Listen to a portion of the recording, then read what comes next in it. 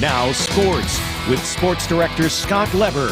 No rivalry in this area has picked up more momentum in the last couple years than Lena-Winslow against Du-Pec. The last two games between them have been something else. Tomorrow night they'll meet again in Pecatonica in our overtime game of the week.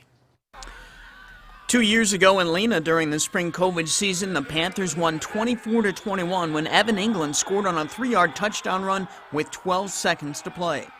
Last year in Lena, Du-Pec jumped out to a 20-0 lead with its passing attack, only to see the Panthers strike back with 24 unanswered points for the lead. But the Rivermen pulled out the win 30-24 when Trenton Taylor scored on a late 1-yard touchdown run from the Wildcat. In both games, these two teams left everything they had on the field.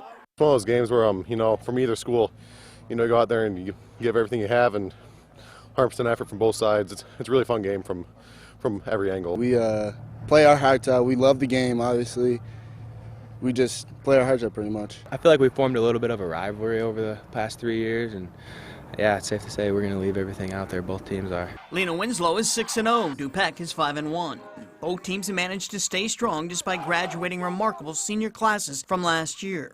The Panthers no longer have Mari Roby, Ethan Fye, Brody Mann, or Luke Benson. The Rivermen lost Hunter Hoffman, Trenton Taylor, Bo Seaton, Trent Hetland, and Jake Anderson, among others. We both have one thing in common. It's about building a program, not coaching one class. We're worried about the overall program maybe, and not necessarily just this year or last year or next year. We feel that we're kind of at the part of the program where we can just kind of reload and rebuild. From them, it's kind of one of those things where I think their kids, it's a legacy thing, right? They don't want to let the guys before them down, so they come in, ready to go.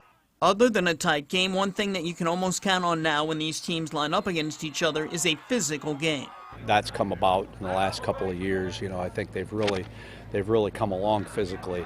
Probably, in recent years, our biggest competition in that aspect, I think. They come out hitting you in the mouth, it's kind of two, when we play, it's always two of the same kind of philosophies going at it, two hard-hitting teams. You're going to get physical football. We know that. They're just a good team. We just got to capitalize off every play. This is a big game everybody looks forward to every year, so everybody's going to prepare hard, and we know they're going to give it their all, so we got to bring our all too.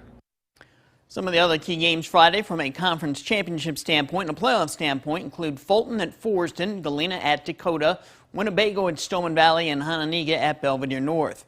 Reagan Holgate and I will have the highlights tomorrow night on Overtime. That's live at 11 o'clock on Fox 39.